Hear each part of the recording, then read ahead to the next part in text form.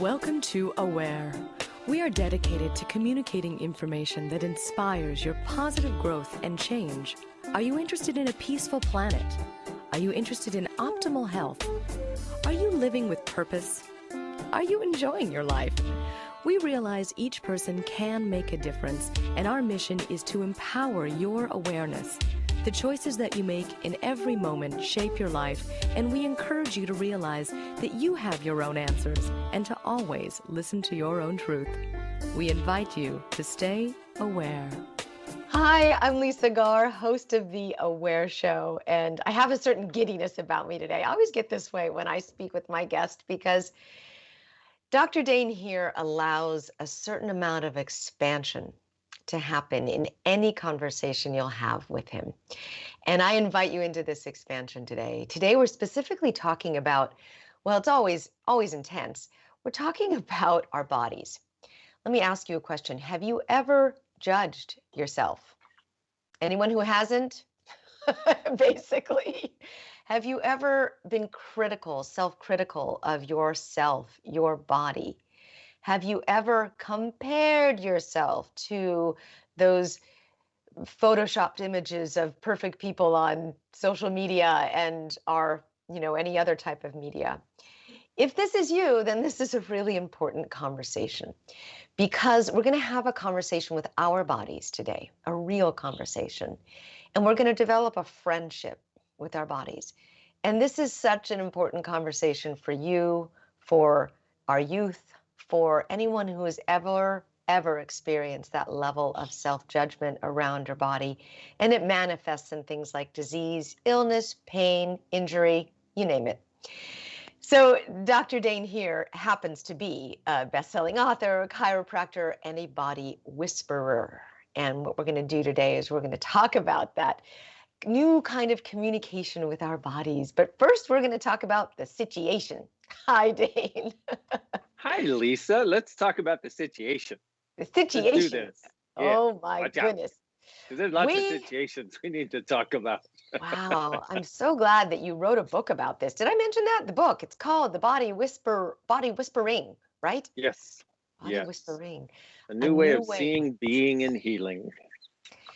You have been up to this for a long time. Access consciousness has been your playground for what, 25 years now? 20 years? About 21 years now. Yeah, it's been a while. In this lifetime.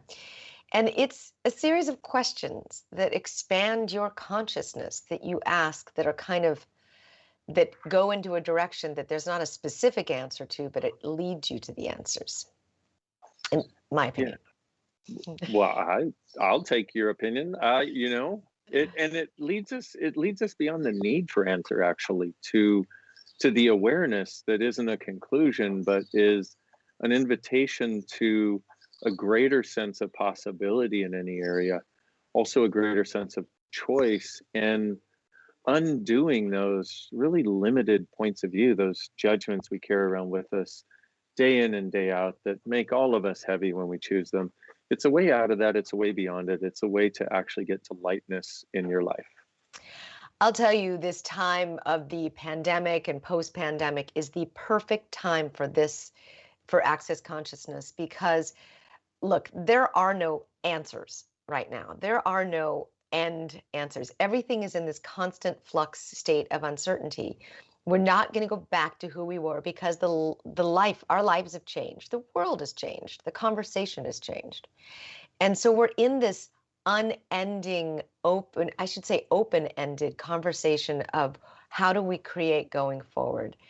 I have learned, Dain, that I have become friends, almost friends with this constant state of change. We're kind of friending each other and then unfriending each other, and then we friend each other and then unfriend each other. Very well put. Yes. Some days I swipe right, some days I swipe left. Yes. I don't want you in my life, change. But I get it. I mean, I get that, yep, it is definitely, and I had to go through the beginning of the whole thing was I had to kind of go through the closure, the remorse, the death of how I used to be. And that was painful. And it was painful. It was like a death. But Well, it, here's the thing is what we've learned to do is we've learned to believe that all of our definitions of us are actually us. But definition by definition alone is a limitation. So are those definitions of us actually us? Are they actually limiting us from being what we truly are? And so for every one of those definitions that goes away, it feels like, it feels like our heart may be being ripped out. Oh no, I thought I was this, except always beyond the definition, beyond that conclusion, beyond that judgment, is this space of, wow, this is actually way more me. And if we could embrace it rather than try to get away from it, rather than fight against it, our worlds become a far more wonderful place to be. have you experienced this shift, or is this how you've always been? Because I know a lot of people are not wanting to go back to the grind, not wanting to sit in traffic 3 hours a day to go to a high rise and numb out and, live for lunch and after work, and not wanting to go back to that grind. A lot of people are enjoying being at home with their kids, even though homeschooling is a little bit of a challenge to some. It brought the family back together. I mean, how have you experienced this entire situation? I know we're not talking about the pandemic today, but I wanted to ask you. Well, it's been very interesting because I have been doing this thing of asking questions quite literally for 21 years. And it's not just ask a question like, what would I like for dinner or what am I going to wear today? It's asking a question of what else is possible here. And by the way, I'm on a construction site. We're building a resort in Costa Rica. And I so wanted to do this interview with you now. And so here I am. Sorry about the, stuff in the background. Thank But you for that's, taking us there with you. I'm very oh, grateful. I so wish I could show you the whole thing. It is so beautiful here. Even while under construction, this land does not look abused. And the land, you can tell it's got this energy of actually welcoming it. It's really beautiful. It is But that's also, vibrant. yeah, Yes. totally. But that's Yeah. also part of this whole, see, so for me, it's like I've learned to be really malleable in my life. Like, okay, if let's say I was creating something and it just hit a wall and didn't work out, I would go, okay, well, how can we either go around the wall or under the wall or through the wall? What do we need to do here that's different? And so that's been my fundamental point of view for the last 2 decades, thanks to Access Consciousness. And so we were actually prepared to move our business almost entirely online within about 3 minutes. We were literally doing a certified facilitators class. We had 450 people that were going to be live in the room in Hungary. Actually, before that, we were going to do it in Italy, and Italy closed down. And then we moved it to Hungary because Hungary looked like they weren't going to close down. And then 2 days before the class, we got the word Hungary's going to close down. So we had to leave that night, and we did the entire class online 3 days later, and we were totally prepared. And I don't say that to brag. A lot of people be like, "What? You're bragging now. Now you just proving how cool you are."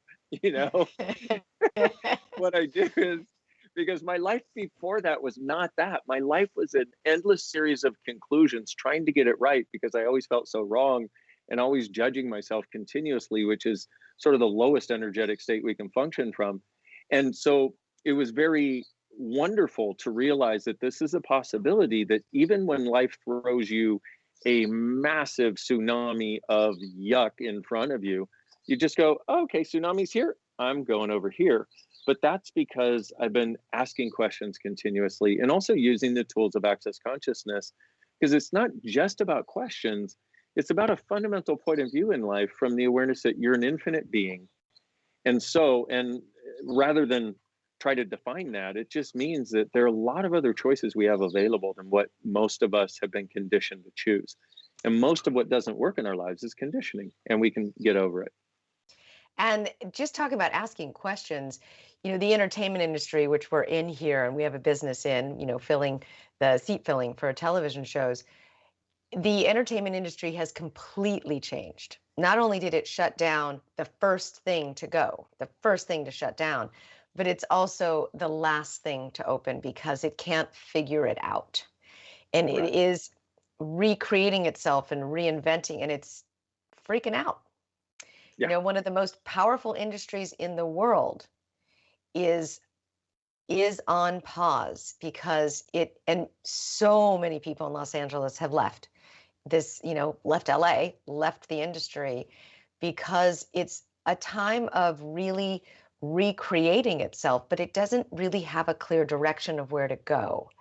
And I feel this because it is it's our industry. We live here in Los Angeles, and you can really feel the pulse of the industry saying, no, I don't know how do we, what? Yeah, it's like sludge. Yes. Yeah. Yeah. And I mean, with the award shows and all of that, the ratings just being horrible on all of these award shows because like this world is in the pandemic and they're like, look at us. And so there's a lot going on here where I think if we started asking these questions earlier and spent less time being stuck. So, Yeah. what types of questions, and I want to get to the body whispering part, but what types of questions can we ask when we're really stuck, undefined, looking for a new way? Well, one great one is, what else is possible here that I've never considered? And it's so simple, but most people don't ask. Most people are so used to having a problem come up and then being the effect of that problem. So if you ask, what else is possible here that I've never considered, it opens up your awareness, because for any question you ask, it opens up a doorway of possibilities. The energy goes from this, like we were talking, to starting to open, and which is a really nice space to be. And now we're getting rain on a tin roof, by the way, if you can hear that. So It's just so you awesome. know, It's Costa Rica awesome. is contributing to everybody. Yay! I'm loving this. I'm Yay. absolutely loving this. You You know, know, you must have gone through that when you were trying to establish this, and it's going to be a resort open to the public. I'm sure you hit against bureaucracy and banks and oh, we no's. hit against thing after thing after thing. We were, yeah, and we were. And so this is why I talk about these things, because a lot of people might look and go, well, that's too simple, and just disregard it. I'm like, well, I've been part of creating a business that is currently in 176 countries around the world, that grows even during COVID, and has grown roughly 20% a year for the last 15 years doing this. And everybody that takes these tools and use them, they start noticing things get better, things get easier. So some really quick questions. We talked about what else is possible here that I've never considered. How does it get any better than this? You want to ask whenever something good happens or when something bad happens. What's right about this I'm not getting? What's right about me I'm not getting? What would it take to change this? And what miracle could show up that I never considered that would allow this to be different than it is right now?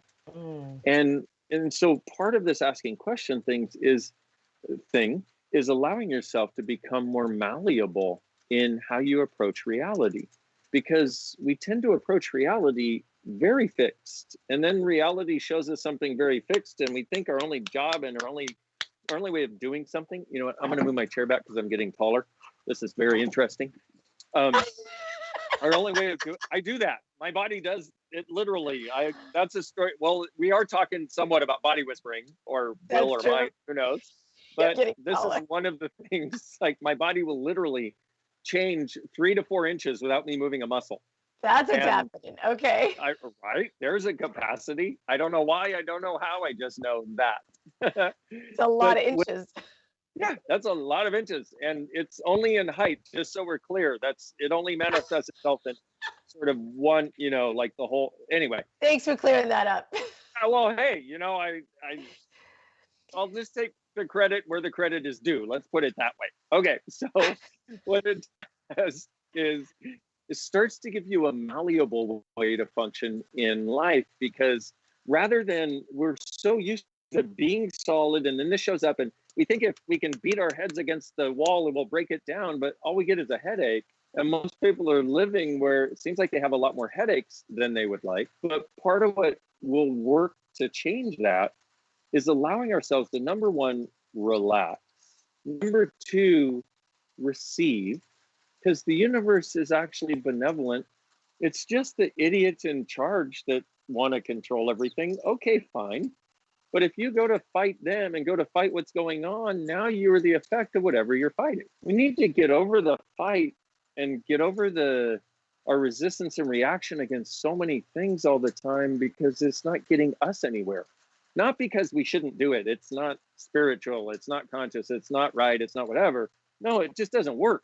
You know, it's like using a 5-gallon bucket of sand to try to wash your car. There's nothing wrong with it. It just doesn't work very well. You know, Mm. and so if we could allow ourselves to get over the fight that we have with so many things, and one of the tools that we have is interesting point of view. I have this point of view. And you can get any area in which you're stuck and just go in, get the energy of it. We all know that stuck energy. And go, interesting point of view. I have this point of view. Interesting point of view. I have this point of view. To the energy as it changes until it just sort of goes away. I love the rain. I feel like I'm there with you. This is so awesome. It must be pouring at this point. It You is boring. It is pouring. You have to tell me what you said about so the miracles. First of all, what else is possible? But you said something there about what miracle could be found out of this moment. Like, what if Yes. it's a devastating accident or a business loss or something that you don't feel that you were in control of? Let's put it this way. 99.9% of what is going on in our lives, we are not in control of. We just like to have the illusion that we are.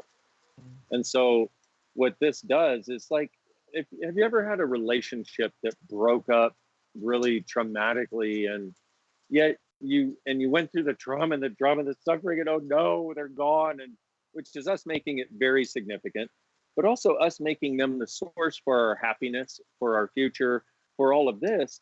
But in actuality, once we get over that and we look back at it, we go, wow, what a gift. I needed that to get to where I am right now. I needed that to have a totally different perspective and get a greater sense of space. And see, what's true for us always makes us lighter. A lie will always make us heavier. So we're living lives where we're trying to make what's not true for us true. And we're taking what is true for us and shoving it out here because we've got this idea that there's some recipe for happiness that involves some version of a certain amount of money, plus a right relationship, plus a right image, plus a right place to live. And if I can just put all those together in the right way, then I'll be happy. And yet, I know some people who literally don't have homes who are some of the happiest people I've ever met in my life. And I'm like, okay, so what they did though was they were not homeless, quote unquote. They literally just packed up and started traveling, hanging out with people. And I'm not saying that that's a solution for anybody necessarily, except those people, but looking at it from a different perspective of what if this magic formula that I've been trying to get so right isn't. I mean, I had, other than the buckets of money, I had the quote unquote magic formula. I was a chiropractor. I was starting my second practice. You know, this is 21, 22, 23 years ago now. I was starting my second practice and I had the supposedly perfect girlfriend and I was dying inside. I had completed every aspect of the magic formula except money. And I was doing okay and struggling and then doing okay and then struggling. But I was dying inside. And I finally realized what I'm trying to go for isn't actually something that's true for me. And Mm. until I could start asking questions, another great question is what is true for me here? And to refer to the question you were asking about, what miraculous possibility can I now choose? And what miracle is available here that I'm not acknowledging? Because if we're willing to ask and receive miracles, the universe gives them to us. If we're not, the universe doesn't. How could it? Mm. What miracle is available to me in this moment? Yes. Yeah. I mean, when you really look at it, there are so many. There are so many miracles that have happened as a result of the whole pandemic and everything. And when it also comes to, I mean, I'm going to talk about our bodies now. When it comes to that, when we have that experience of illness or, um, you know, choice in our body, we could go beyond what doctors say and the, the I don't want to say, don't go against your doctor, but what I'm saying is really make your own decision and ask what miracle is available inside your body right now. Is that what you're saying to do? Well, that's part of it. Okay. And the reason I wrote the book is because for years I have, well, for years before I came to Access Consciousness, my body was hurting. It was tired, and it felt like I had so many parts of my body that were hurting, and I never had any peace with it. And once I started getting the sense of what it would actually take to get to peace with it, all these things that I was trying to change using supplements and vibration machines and light machines and people's really strong thumbs that hurt like hell, all the things that I was trying to get to from that started changing as if by magic. And so I, have this fortune of facilitating people around the world and have for the last 2 decades. And I would have conversations with people and I would realize that most people, if I would talk to them about it, sort of wouldn't get it. Kind of like if we're talking about miracles right now, and people go, yeah, too simple. Because your point of view creates your reality. Reality doesn't create your point of view. So until you can open up to the space where a miracle might be possible for you, or you can ask for that, there's this place where you might know it's possible, but you judge you for not creating it. So I wrote the book as a way of taking people on an energetic journey with their body, using a little bit of logic, but a lot of energetic invitation that as somebody reads it, just kind of go, wow, I didn't know it could be this way. And it creates a sense of peace, a sense of gratitude, the sense that our bodies truly have a miraculous capacity. And the deal is we've been ignoring it. We've been acting like I am the one in charge. And we've had spiritual disciplines for years that tell us that your body is a piece of meat and you, the ascended enlightened being, are the valuable product. And I disagree fully and completely with that notion. The idea that you have a higher self instantly indicates that whatever you are occupying this body is the lower self. Excuse me? What if you were the embodiment of that thing you call your higher self? And what if nobody's acknowledging it, so we can keep pretending that we're pathetic and weak when we're actually really powerful? What if our higher self is right here, like this is our higher self? Yeah, we are it. And do we have these other desires and all this sort of stuff that we keep trying to get away from? Yeah, but what I've noticed is if you don't judge them, then all the ones that really aren't serving you just disappear. And so that's part of the conversation in the book also, is how do you get out of judgment of your body? Well, what it does, it give you a little piece like this, and a little piece like this, and a little piece like this, and a little piece like this. And after about 3 chapters, you're like, I'm not judging this thing as much. And now that I'm not judging it, I look in the mirror and, hey, you're looking pretty good today, baby. And so this is possible, and it's easier than any of us ever thought. There is a huge issue with our youth right now about body dysmorphia. And it is what they see in the mirror isn't really there, but they would never know it. And it's as real as their mind sees it, where there's, I watch it because we have a teenager in the house and I see the friends and I see the scrolling, and it's definitely an epidemic. And it's not just because we live in LA. I mean, this is everywhere. And there has to be a change in the narrative around bodies. And where does all that shame or comparison even start? Well, first you want to recognize that for any decision, any judgment, or any conclusion that you come to about anything, including our body, that becomes your new reality, and nothing that doesn't match that can even come into your world. So if you look at the fact that, let's look at babies and little kids. They don't judge. They don't know how. It's something that we teach them. And the idea goes something like this. We're going to teach them right from wrong and good from bad, so they will know how to choose in the future and not be little psychopaths. I have a different point of view.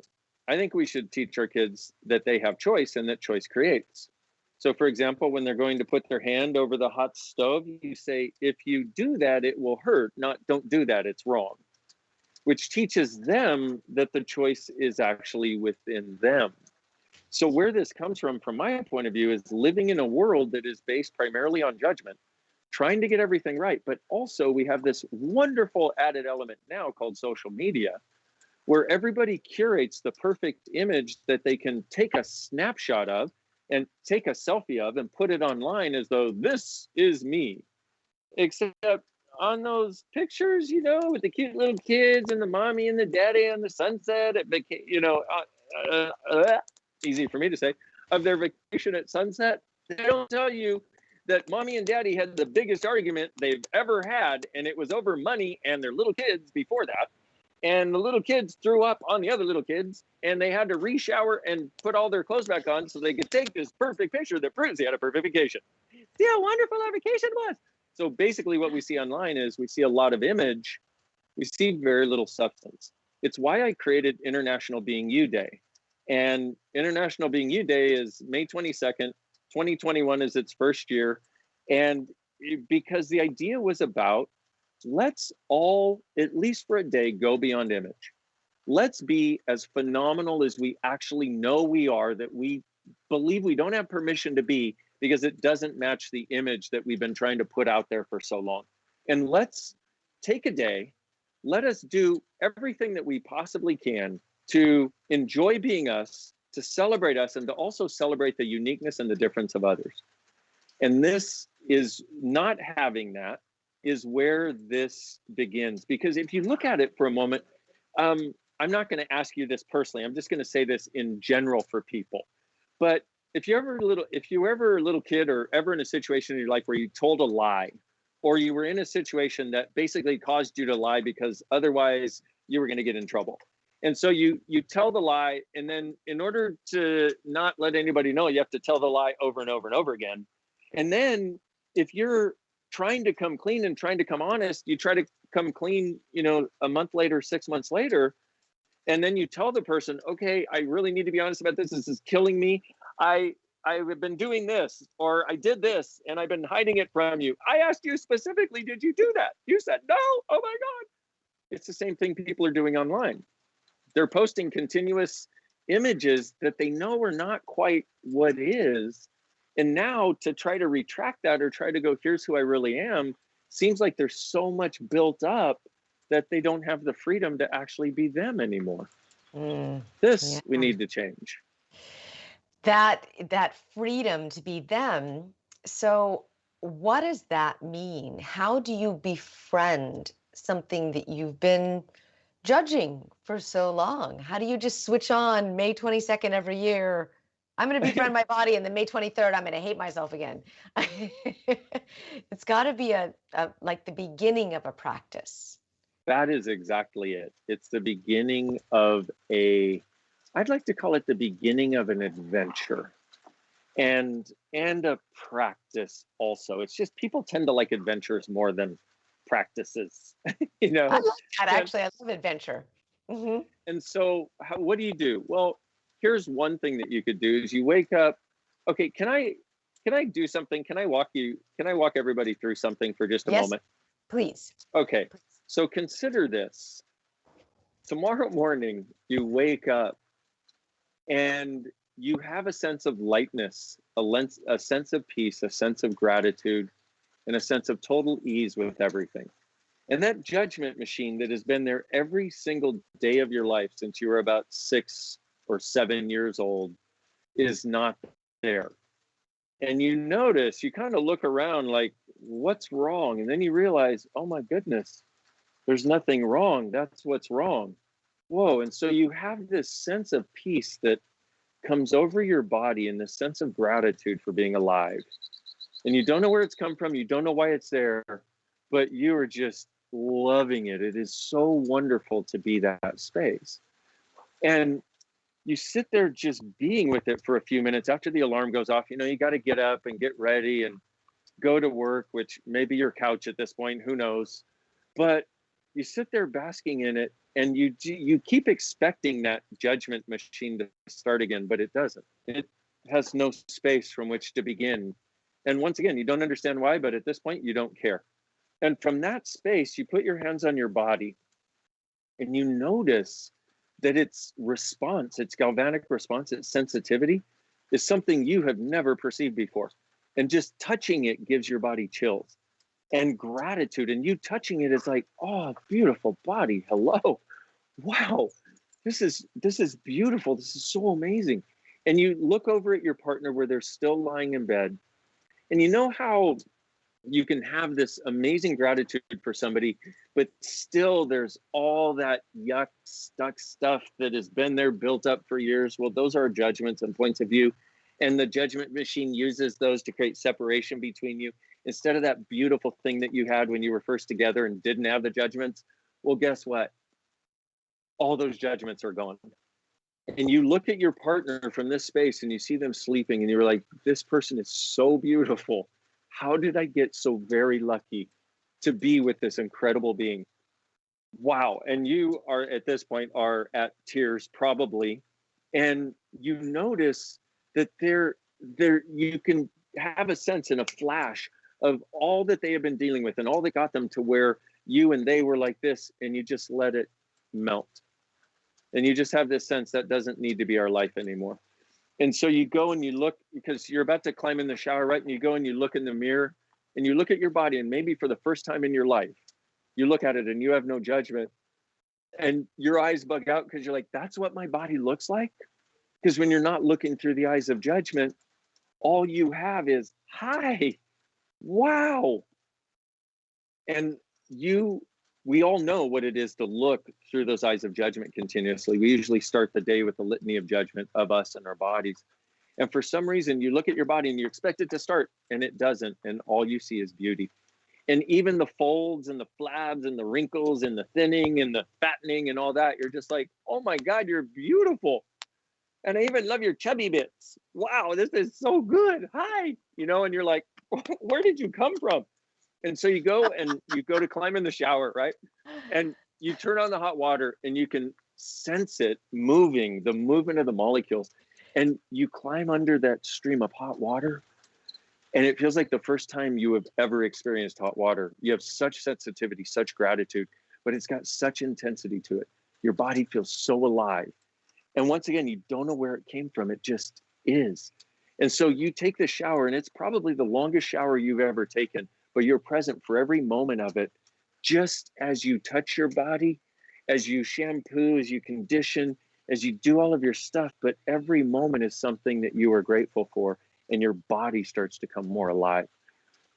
Now, we could go on and further this, but if you could have a sense of what that is, what that could be like, and then ask for it. The way this beautiful, benevolent universe works, and which is why I'm so into asking questions, amongst other things, is if you perceive an energy of something, like if we have this conversation and you perceive the space of it opening up or as a possibility, even if you think it's impossible, maybe especially if you think it's impossible, go, dear universe, dear consciousness, me, I'm having that, please. I don't know. I don't care how long it takes. I don't know what it's going to take to get there. I don't know what it's going to look like, but I'm adding that to my wish list. I'm adding that to my request of what I would like as my life. And if you notice, if you be that, and then your partner wakes up and you look at them and they're used to their judgment machine going and seeing, where we need to jockey for position in our relationship and all that sort of stuff. They don't have any of that. They're there with no barriers and walls. You're there with no barriers and walls, with wet hair, with the towel around you maybe.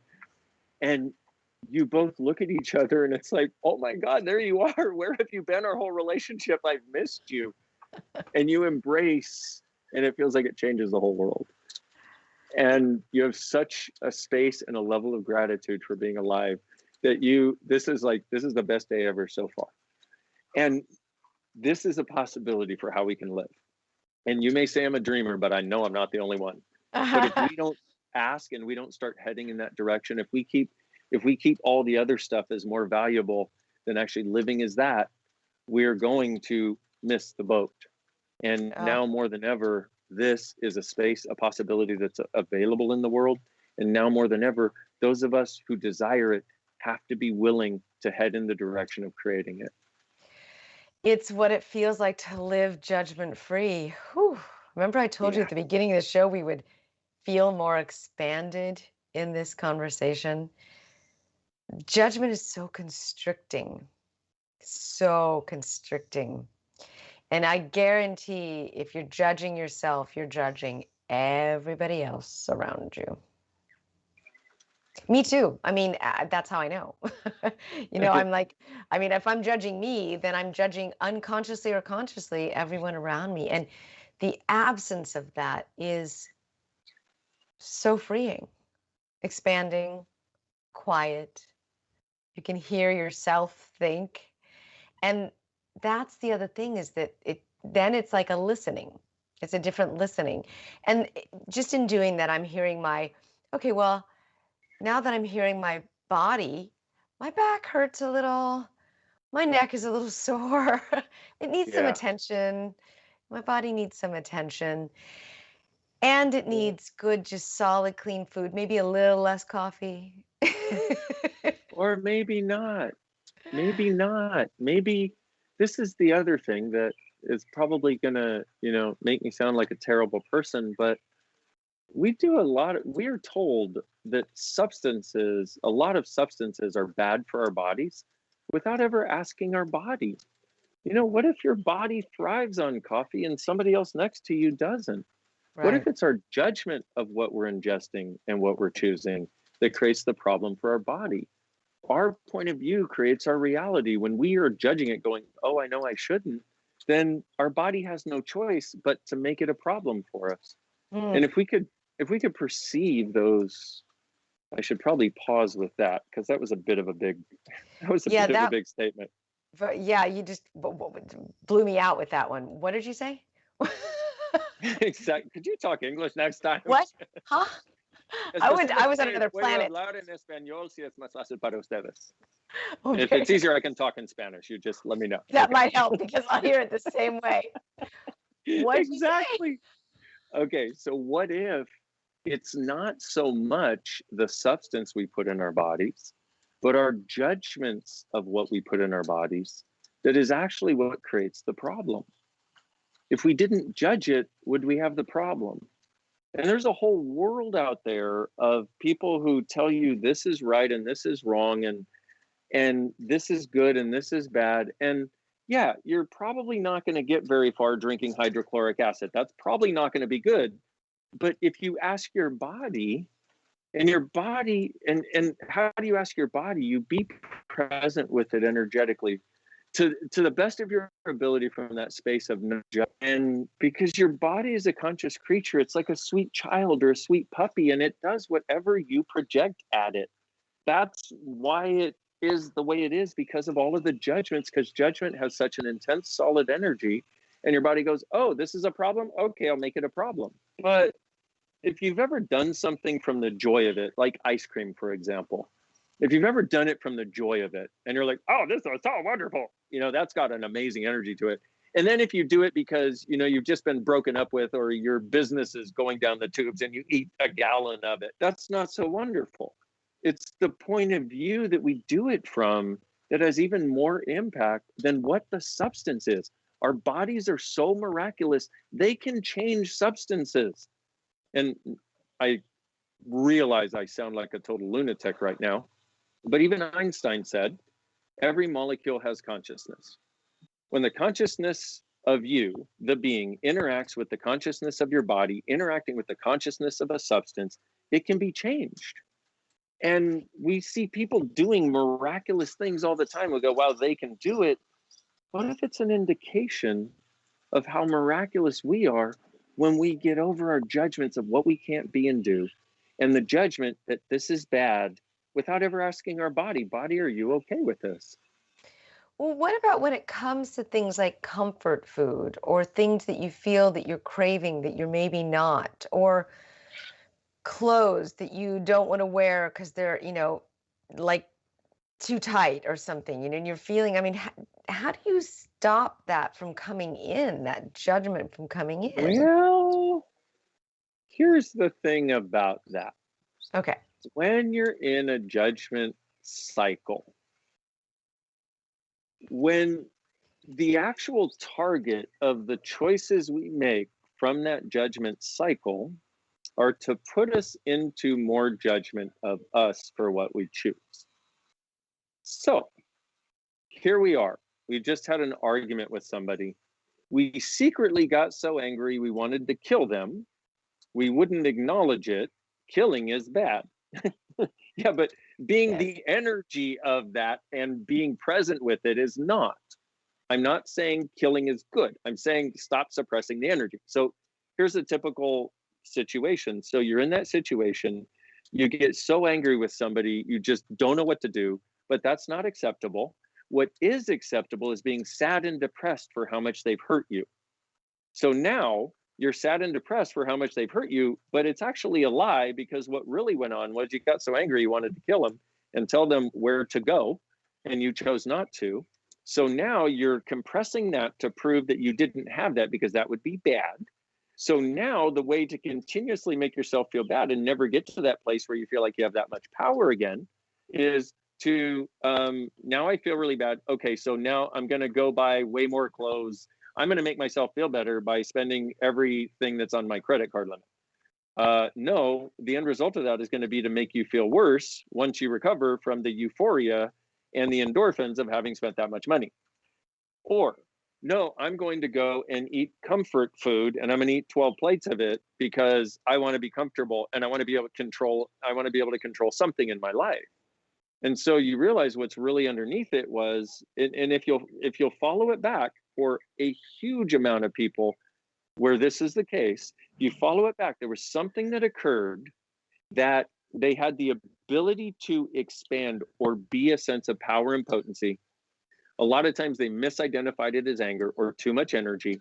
And what have they been doing since they were a little kid and they had too much energy around mom and dad, friends, or anybody else? Is they've found a strategy to make sure that they don't even know they have too much energy by going on this cycle that makes it real and true for them that they don't have this.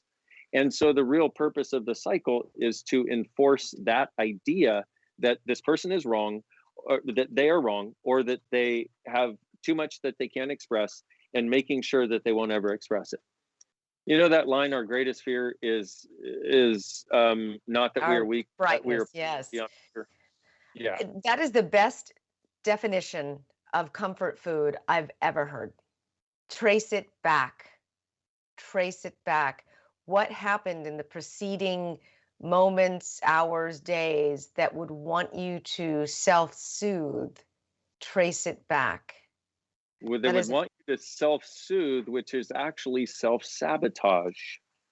Because underneath everything that we do that makes us feel weak and pathetic and contracted is an unwillingness to be as powerful, as free, as different, and as totally able and not the effect of the world around us. That's what's underneath 99.999% of those self-sabotaging behaviors and choices that we make. wow. So it's some sense of self-expression. That same car just keeps going and I know. And then of course they stop right there, which is perfect. awesome. Awesome.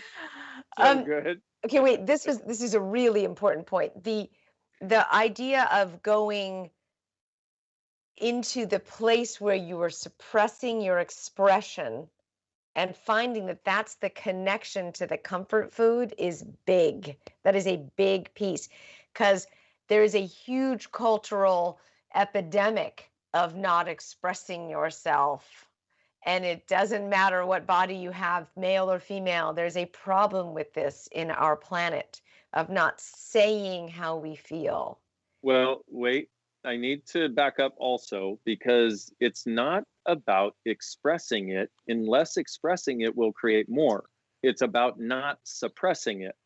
Okay. Difference. What's the difference? Okay. Well, we have the idea that, okay, so let's say here's another thing. And by the way, this is one of about 8,000 tools that I have that I work with people on.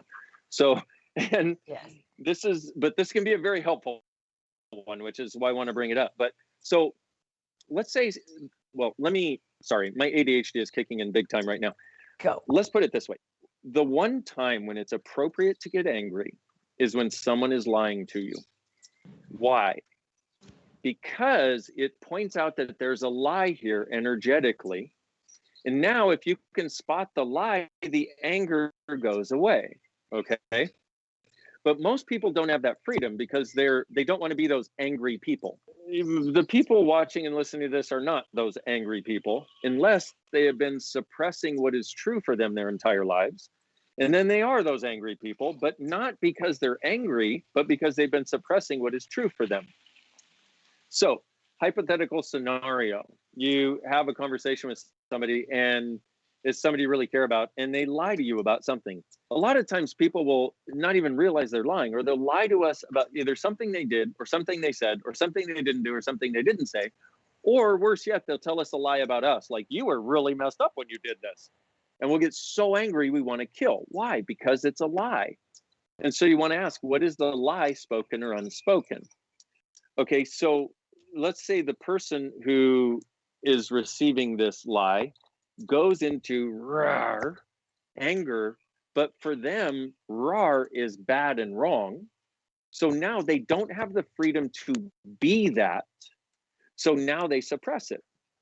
The opposite of that, or the freedom in that, is not to yell at the person, you're lying to me, if that's what you realize it is. That's not the freedom, because that's not going to create more.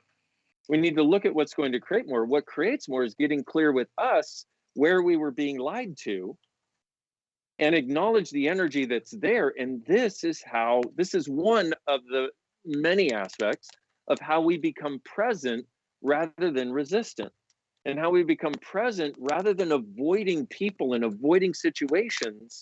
And Corona's been great for a lot of people because a lot of us are introverted anyway. And why are we introverted? Because we have interactions like that nobody has ever taught us how to deal with. And what access Right. consciousness is a way of dealing with this insane world we live in a way that allows it not only to work, but allows it to not even affect you anymore. So you can create whatever it is in the world you'd like to create with ease and joy. That's what this whole thing is all about. Whether it's with our bodies, all of it, that's what it's about. We got tools to live in the world, not of the world and as the world. So it's the suppression of it that is the biggest piece. And if you can stop suppressing it and express it to yourself of what's really the truth, you don't have to go lashing it out and hurting and making it all that. Yes. You can really just take care of it right here. And That. yeah, that is a wonderful, wonderful way of, and then you're totally responsible for yourself and for your own feelings and no one else's. And you don't need to make anybody feel anything, and nobody can make you feel anything. You're totally 100% responsible for yourself.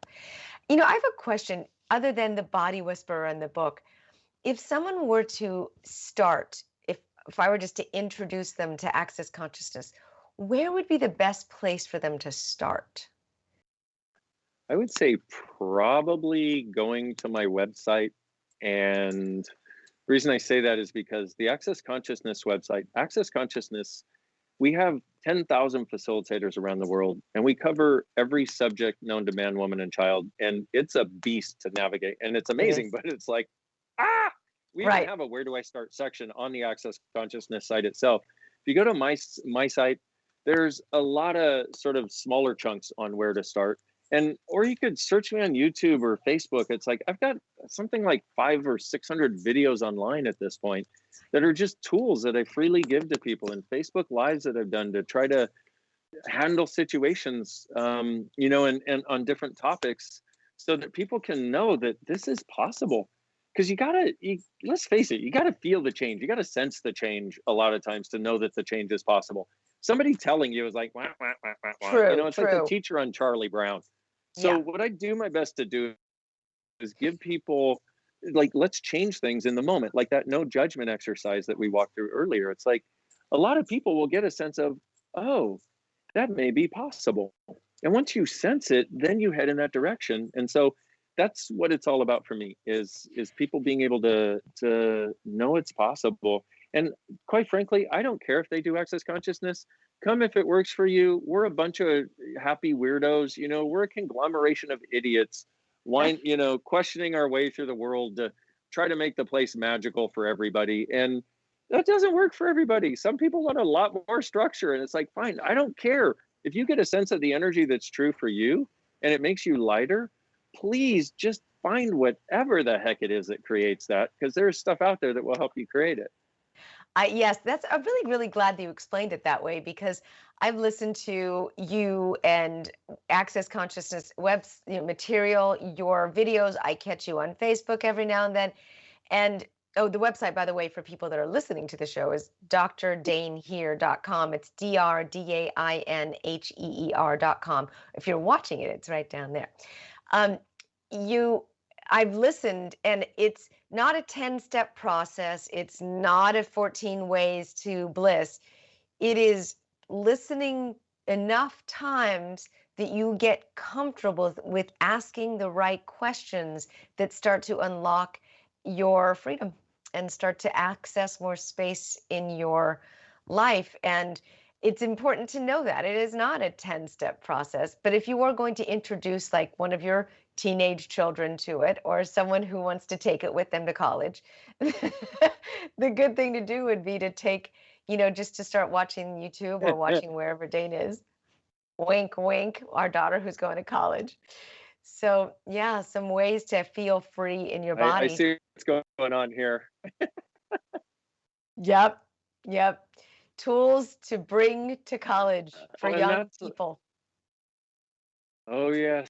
Well, that's also why the Body Whispering book and the Being You Day, why I also wrote Being You Changing the World, because I wanted people to have something that was available in an easy to digest format that changes the energy of things for them. Mm. And it works everywhere. I mean, at relationships with body and so forth. It's feeling that freedom. And I love that we had that conversation about the pandemic and how stuck people feel because it is, you don't need to necessarily have that experience of being stuck. And many people have realized, okay, well, I'm not going to go, it's been over a year now. I'm not going to be able to go back to the way things was, but now what? Now what? And that's actually one of the best conversations to be in is what else is possible and what is the miracle that is available in this moment. Yes. And one other thing on that, what would I, if I'm trying to put it in the right words, if I could create anything as my future, what would it be? And get the sense of the way that would feel to have that, and then ask for that. Because that also is a way of creating beyond what looks like current circumstances, to going to the energy of that and allowing you to ask for it. And then the circumstances that show up will be something that you can't even and don't need to define. So, what else is possible? What's the miracle that's available in this moment? And what if I could have anything in my future? What would it be? Yes. That is a great starting point for anyone to those three questions, just to start there, unlocks all sorts of possibilities. Do you feel it's important to mourn the loss, though, of what was, what you identified with, what could have been? Well, that is an interesting question. When it is something that was an amazing contribution that leaves our lives, absolutely. Like a person, a dear friend, family member that cared about us and was there for us. When it's our stupidity and our limitations, bye bye.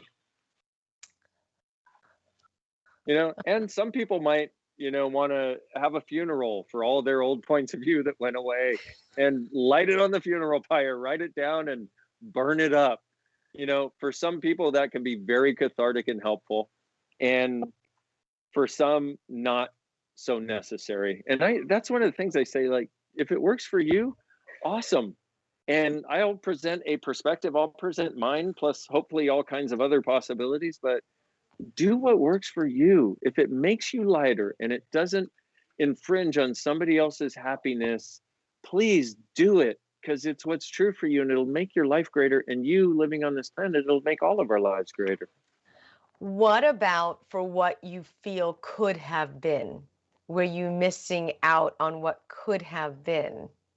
I know this is probably another hour show You answered the True last one story. really, really well. Let's I see if we can loved do your it again. answer. Yeah, I know. Let's just do a series, Dane. Well, What about what could have been? here's the thing is we can either look back at what could have been, and like I would suggest people, if you're listening right now somewhere where you can, like stand up and turn around and now try to see the computer screen. Not It's not happening. there. And this Yeah. is where most people are living their lives. Energetically, they are so vested in the past that they have very little energy going forward to create the future. Let the past die. It is dead. It isn't here. You are right now. So, one of the things I suggest is that people start embracing living in 10-second increments where every choice is only good for 10 seconds. Now, you'll still plan things and etc., but you'll allow them to move and shift and change. And it's based on let's choose the things that are going to create the most lightness, the most joy, and the most sense of being alive and the most sense of possibilities for us and everybody we're connected to. And it Mm. sounds Pollyanna point of view, but if you watch Pollyanna, she changed an entire town by being Pollyanna. So maybe not so bad. That's a great point. It's a really good story. One.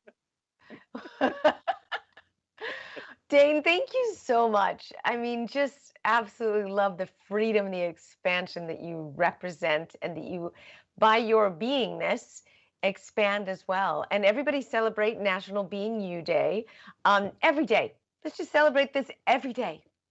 Might be Please. May 22nd of this year and next year and whatever year, but just let it be the beginning of a way of being going forward. Thank you, thank you, thank you. And I'm Lisa Garr. And next time, I always invite you to feel and be aware.